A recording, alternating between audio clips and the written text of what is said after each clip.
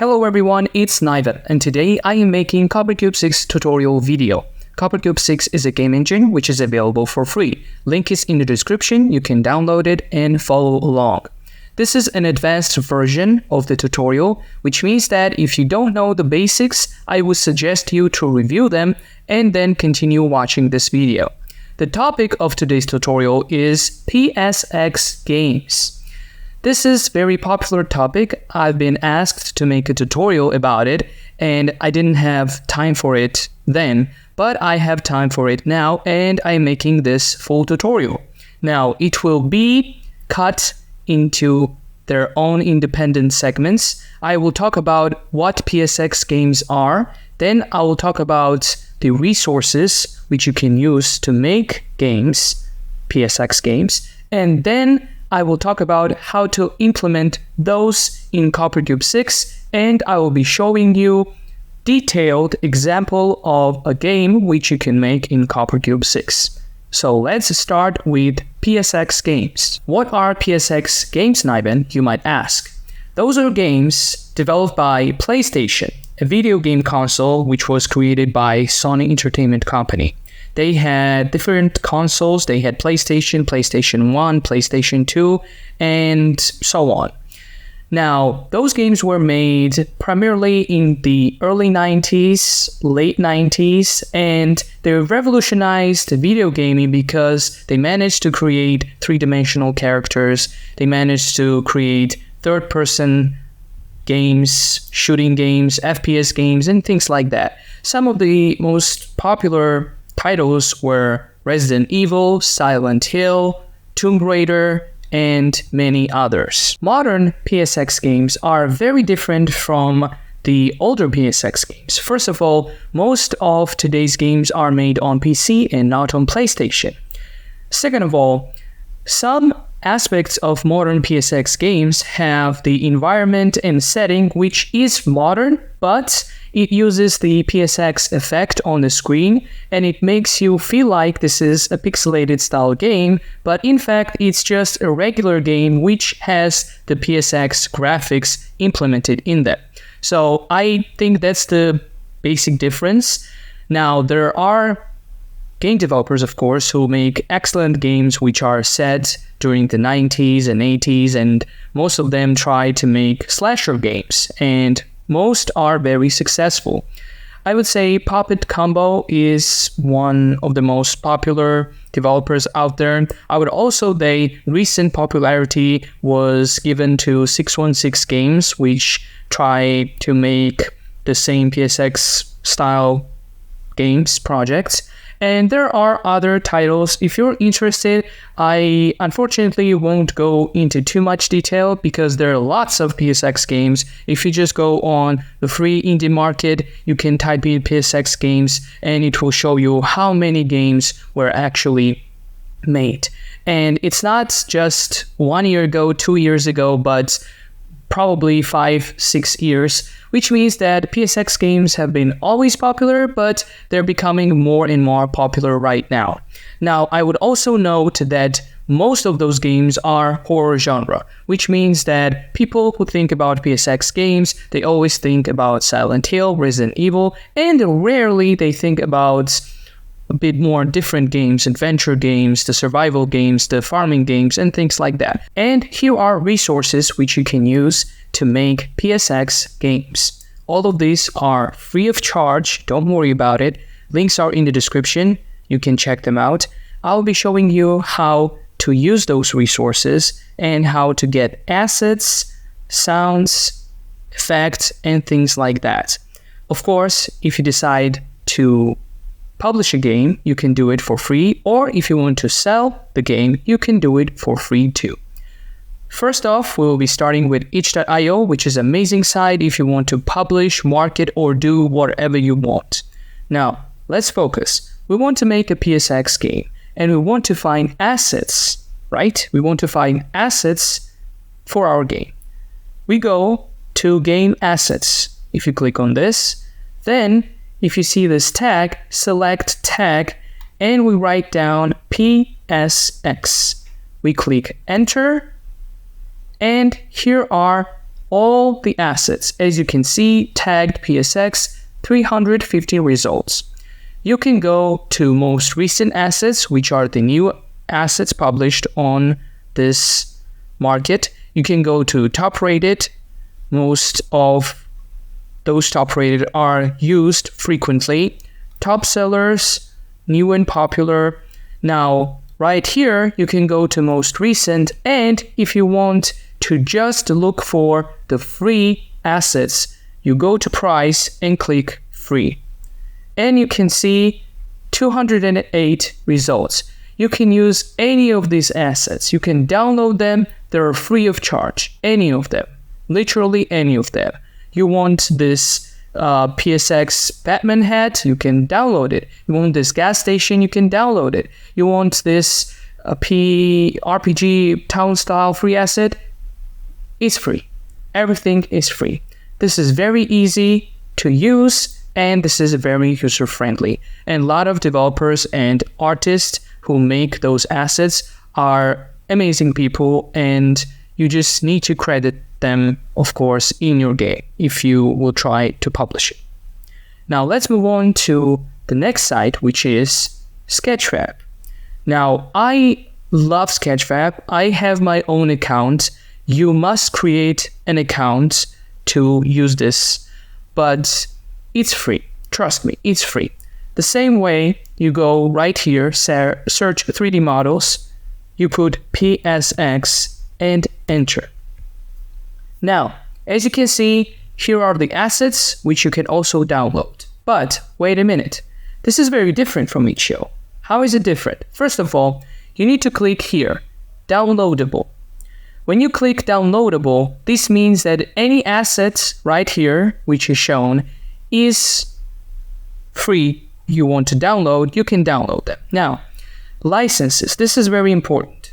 If you go down, you should check these ones, which I will show you, like this. And right now, you just need this, and this. Any asset you can use right here, you can download any of them. Trust me, any of them you can download and you won't be charged. The only thing you need, of course, is to credit the developer. And how do you do credit the developer? Well, this is very easy. For example, open this PSX barrel model. Click on this. And what you have to do is, once you click on download model, right here, it shows multiple available downloads, Blender file, USDZ, GLTF, and you have to click right here, copy credits. Once you copied those credits, you need to use those credits to put them in your game somewhere, maybe in the title, maybe inside the game file, and that's it. That's all you can do and all you should do, and this barrel is yours. Yeah, this is very easy to use. Now, let's go to another important part of game development, which is fonts.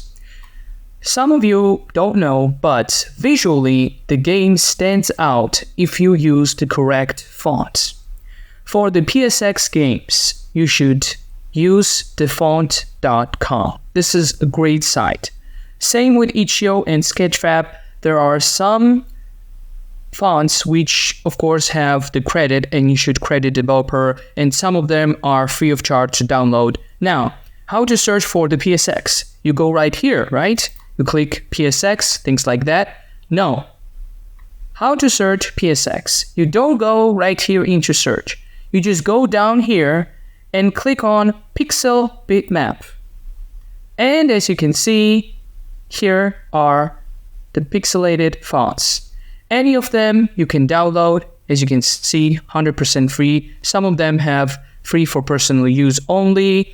Some of them you cannot edit and sell them, of course, just be careful. And yeah, use any of them. Over 54 pages of PSX fonts. Any of them you can download and use and create text in your games. And the final one, which I also encourage you to do, is to use sound in your game. freesound.org. this is one of the best sites. Once again, you will be needing your own profile to download this, but it's very easy to use. You just search sounds, anything, footsteps, door open, a horror ambience, a bathroom ambience, a restroom, forest, things like that. Search any of them and you can use them to create amazing games. These are all for resources, links are in the description. And finally, I will showcase how to implement all those resources, all that knowledge into the game engine, CopperCube 6 engine. First of all, I will remind you that we have 5 main windows in the game engine. I always do that so you can know this really, really well. Scene Graphic Explorer, Properties, Prefabs, Textures, and the main window right here. Now, we go, delete Cube Mesh, and we leave the skybox for now. Now, we need to put the assets in the game. First of all, let's go create a terrain. No trees, no grass, and it's going to be flat. So if we press OK, it will give us this type of ground. Now, we can go to materials right here, and we can change this by using textures. We can add a PSX texture, which I have. So I will add that. All right, so I added right here, and I put it everywhere, as you can see. Now, I want to have a tree. So what I do is I put a tree. If I click on mesh, it will import a tree mesh. And we imported a tree. So now the tree doesn't have textures. I also imported textures with the tree. We click on this texture. It goes right here, like this. And we click on this, and it goes like this. And as you can see, we have a tree, but wait a minute, what's this? Right here, we click Transparent Alpha. And as you can see, the tree has now leaves. What we can do is change this to dynamic right now and change the size because it's very small. Let's say 10. All right. And we can put it here. Now, one thing we should also do is we should advance settings and put double-sided materials. Same here, double-sided materials. Do not click any of this. All right. So here we have a tree. Now we can duplicate the tree, click, clone, clone, and click clone. You can change the rotation of the tree so that they won't look the same. So I will just set this up like this, like that. Very good. Now I will click on each and every one of them and clone. Now we have 4 more trees, as you can see, and this is great. This is all right. Now, what we do is we put a car. So let's bring in the car. Now, this is the car I use. It has the texture, which you can click right here, dynamic, and double-sided materials. Now let's get the car to the size of 2, like this. So it's not too big. Well, this is actually too small. So we put it like this, like that. So let's have it at 5, 5, 5. So this is an okay car. Let's put it right here. Well, this is still small because trees are big. Well, let's have it at 8, 8, 8. Now this is all right. Rotate like that. And now all we need to do is right now to add a camera. So first person camera, click OK, publish, and test the application. And as you can see, we have a little forest with PSX graphics. Now, one simple trick that you need to know. This is the only trick that you really need to know. As you can see, the texture here looks alright, it's PSX, but it's not that good. So what can we do to improve it? We click on the car, we go to View, and right here we have Show Edit Properties. And when we click Materials, you can go down here and uncheck the bilinear filter. All of them. This is what I do. I uncheck all of them. And right now,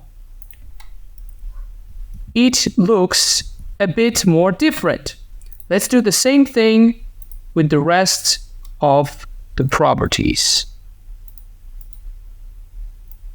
With this one and this one. Now we go towards the tree. We do the same thing over and over. If you can see, now this tree is very different than this tree. So what we do is we put this tree aside. We delete the rest of the trees like that. Very easy. We have this one which looks like PSX, and we click play. Yeah, this looks good enough. And we can do the same cloning thing right here. Well, you will understand this.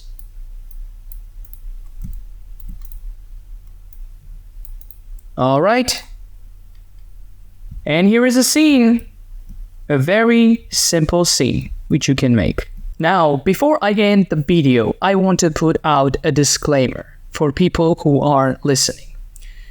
This tutorial was about PSX style games. It was about the resources, how to implement them in CopperCube 6, and how to allow yourself to start making a game. Unfortunately, and I know some of you will flip out, but unfortunately this tutorial won't be showing you directly how to make a working game. And there are a couple of reasons why. Reason number one, I have no idea what type of game you want to make. You want to make shooter game. You want to make third-person game. You want to make a flying, ship game. It all depends on your personal preference, and that's why I encourage developers, I encourage people who are watching this video to go out and search games, watch gameplays, play games, because if you want to make a game, you must have some baggage and knowledge in gaming. That's very simple. What I was trying to say is I might be making a separate video about how to make a functioning horror game with a flashlight in the forest. That's completely different from this, because the video is allowing you to use those resources which I showcased to put effort and start making a game. Start making a scene. Just make a scene, put a camera, and just make the camera go around. This is all you can do, just like this. You want the game to have, a horror vibe, you delete the skybox, you go to ambient black right here. This also black right here. Let me click. You put create point light. Now you can attach this point light to the camera. Put 20 in here. And just like this. Hold on. And just like this, the game is creepy. So all of those things which you can make is up to you to make. Thanks everyone for watching this video. I really appreciate your support. I hope this was helpful for some of you.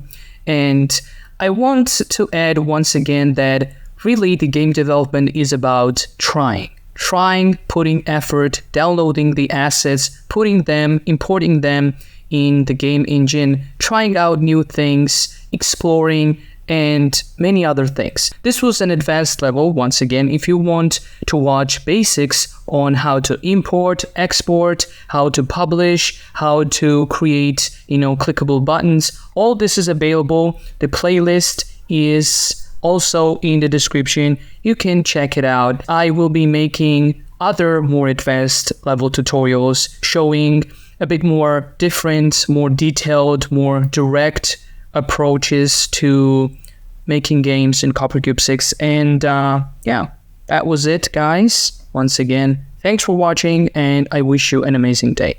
Goodbye.